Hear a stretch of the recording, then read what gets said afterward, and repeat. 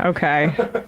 This is sad. I mean, like, I don't know, guys. So this is not going to be a clip that's easy to sit through, I guess, if you are like me and you want Bernie Sanders to be more vocal than he has been on Israel's genocide.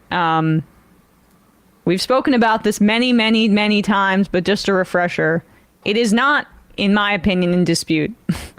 There is a international legal definition of genocide. There are 5 separate planks under Article 2 of the Genocide Convention, and you just have to meet one of those for a genocide to be the definition of what the military action is or what the killing is. Israel meets 4 of those easily and many times over. And in history, this will be recorded as the genocide of the Palestinian people in Gaza. It's imperative to call it that when it's happening, because we've abstracted genocide so much from like the practical realities of what militaries do, including like militaries that we've enabled, the United States, after the Holocaust. And the West has confined the term genocide to just the Holocaust, when there have been many genocides perpetrated by governments throughout history, and the Holocaust was unimaginable in scope, but also confined to Europe as opposed to the other genocides that we funded in the global South or around the world. So, or formed ourselves out of. Yes, and the United States was formed on the genocide of the Native American population. So, like, democratizing this term and having people understand it also means we can be more critical of governments and evolve past settler colonialism, curate a collective understanding of what the death toll of imperialism and colonialism really looks like, and begin to build a better world while also identifying what is happening to Palestinians in this moment. And Bernie Sanders has repeatedly refused to call for a ceasefire. He has said much of the right things in absence of that, and has been at the forefront of pushing to not at first condition military aid to Israel, and now he's outright saying no more to Netanyahu. And that's good, but it's insufficient. And I do think that this exposes some real limitations. I think that a lot of older Democrats are bumping up against, even when they have the right stuff and the right humanity. There's an unwillingness to really see this for what it is. And this was some questioning done here by Novara News' Ash Sarkar. And I've seen her briefly, but you're a little more familiar with British politics than myself, Matt. She asked some really great questions here, but what's her background? I mean, she's just a Novara presenter. People might remember her. She was the one who famously said to Piers Morgan, I believe, like, why are you expecting me to, I think, defend Obama? I'm a communist, you idiot. She's good. And I think this questioning is good here. I'll just say, like, so there's 2 capacities Bernie Sanders has. One is as a power broker in the Senate, and the other as a movement leader. As a power broker in the Senate, the stuff about trying to slow down or stop funding or condition aid, that sort of stuff, is all great, and he's probably, the best in the Senate at that. Yeah.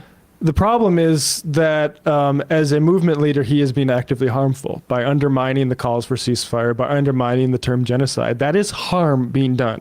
And so he needs to, in order to make up for that harm that he is actively doing right now, and we'll watch this in a second, he needs to actually accomplish something with the Senate power broker stuff. And I don't think he's accomplishing enough, in my view. Yes. And so, like, and I think he's too too sentimental about his relationship with Biden historically. I think and that probably they have Israel too. He has a friend. Yes. And he has a friendly relationship with Biden that he has based, I think, a lot of some of his less aggressive actions on, that is not bearing fruit.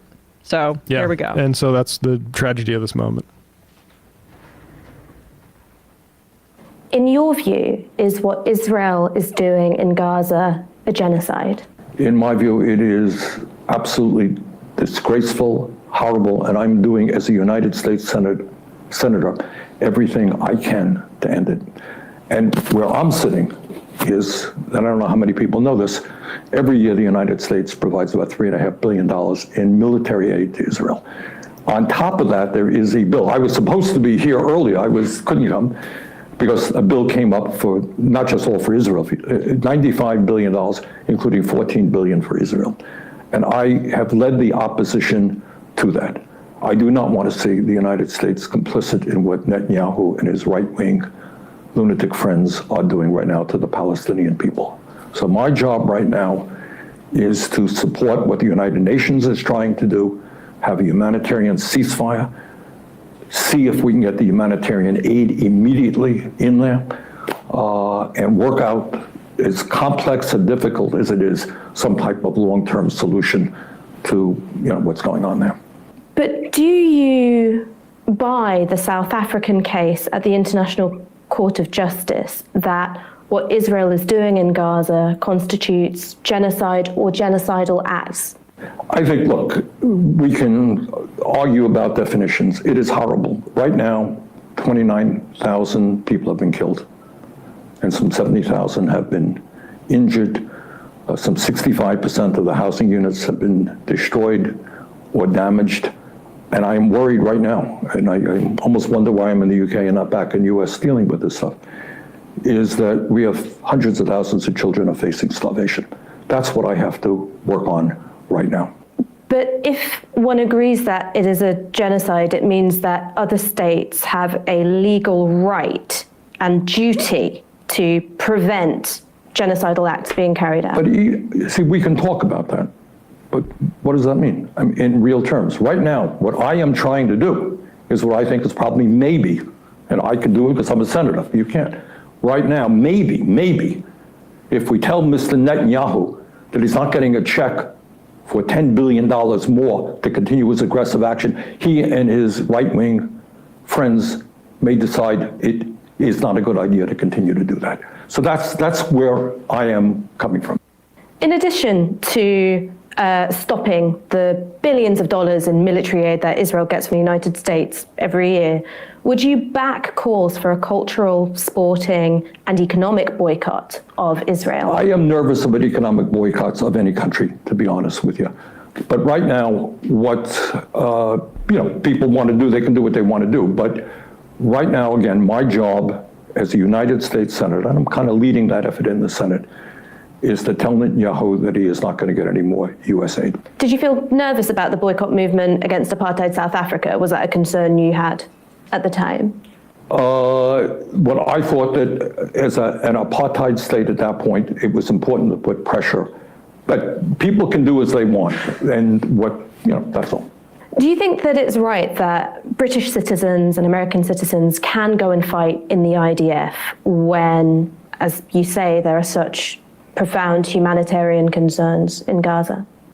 Well, I think if British and American people want to do that, I suppose they have the right to do it. It's not something that I've really thought a whole lot about. Do you think they should have the right? Look, I think what the Israeli government doing now is horrible, and I'm not quite sure why people would want to be, part of that effort.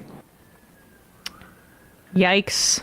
Okay, look, we can argue about definitions, Bernie, but would that same analysis be applied to any other atrocity, or say to legal definitions about bigotry or about hate crimes? Like, we can argue about any definition, but we shouldn't. And then the question about South Africa was, what I was thinking, and he got uncomfortable because he stepped on a rake. He said, well, it's apartheid. Yeah. Oh, well, it whoops. is. Right, exactly. It's quite analogous. And the thing is look, I read Robert Caro's entire series on LBJ. I am down for a bit of Senate power broker action.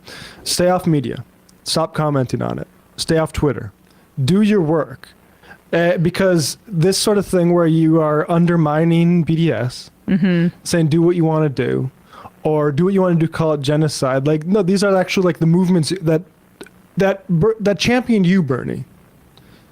Like, okay, so And where's that punch pulled? Right. Pull that punch when you're negotiating with senators. Yeah. Don't say genocide. Stay off media about it because you're undermining the movements. So, because the best case scenario, and I actually think that there's some of this, is that he's being told, "Don't say ceasefire." I think clear. So. He said ceasefire. He's calling Israel to do a ceasefire previously in previous flare-ups. Yeah, but don't say ceasefire and don't say genocide. Then don't do media, buddy, because these numbers are outdated, but 49% of Democrats believe Israel is committing a genocide. You think that's the 49% that was more likely to vote for Biden in the primary in 2020? Or was that 49% probably all Bernie voters, or maybe singularly in that 49%? So it's betrayal Absolutely. of the movement that he created in that way. It really is. And I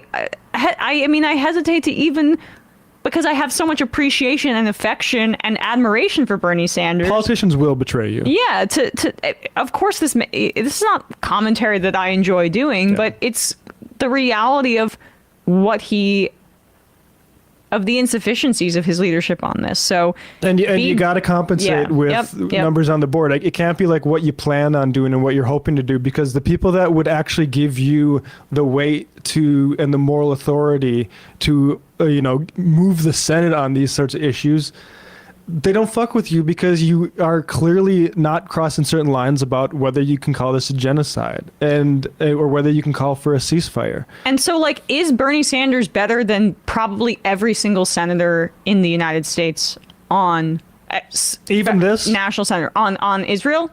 Probably. I mean, Jeff Merkley and Peter Welch were the only two other senators that voted against that supplemental package that included the $14 billion Unfortunately, to Israel. though, they're not in a position to undermine the movement like Bernie That's is. what I'm saying. That's my point is you can't compare him to other senators on the bully pulpit stuff, on the going on media stuff, on the movement stuff. Because Israel clips that shit. He has two separate roles. They were AIPAC was bragging and recirculating clips of Bernie Sanders saying, I hesitate to use the word ceasefire. Exactly. Early on. This is propaganda to them, literally. It's just objectively so. It is not helpful. So Bernie Sanders is at a fork in the road. Does he want to be a movement leader, or does he want to finish up his career in the Senate as a power broker? I think that he feels like he's able to translate some of his energy into moving things within the halls of power. And then, to Matt's point, though, do that, but without kind of rhetorically stabbing your vote, your support base in the back. Yeah. And when you asked that question about when she did a great job, by the way. About South Africa. Israel is an apartheid state, Bernie. That's another thing you're undermining. It's not just movements. It's not just Palestinian activists. It's human rights organizations that are using the term apartheid. What is the difference, Bernie? What is the difference? And I think a lot of older Democrats see it as reparations for the Holocaust, and so they're much more hesitant to go down that road. It's a failed repreration. It was a misguided attempt at reparation. One, it's not really true. We've covered how the Zionist project had anti-Semitic roots, and then also was a settler colonial project. But then, after that had begun and the major influx of Jewish immigrants came as a result of the Holocaust, it's reframed as this kind of reparations effort, and even if you believe that myth, it's failed. Yeah. And it's caused untold harm to another population. So that should not restrain you from being as clear-eyed as you were about South Africa, because the death toll right now, what we're talking about in this genocide, I mean, this is the 21st century atrocity of our lifetimes, and it's the same struggle. Yep. And you don't. And look, if you want to try to politic and negotiate and Senate brain about it, you at least got to do something to say that you're bullshitting, because this stuff isn't to be meant. This stuff where it's like, well, South Africa was apartheid. That's unserious. Right. And it's unserious about issues that, again, he has been, and part of me thinks Bernie would always have preferred to have been the Senate power broker as opposed to the movement leader. He ran in 2016 because Warren didn't want to. And a lot of this is tragedy, I think. Like I feel like, and I will again fully grant in terms of senators, even on this issue, he's good. But when he's become this champion, you can't be undermining the movement that is actually trying to stop this, because you can forgive people for not trusting in the Senate machinations on it.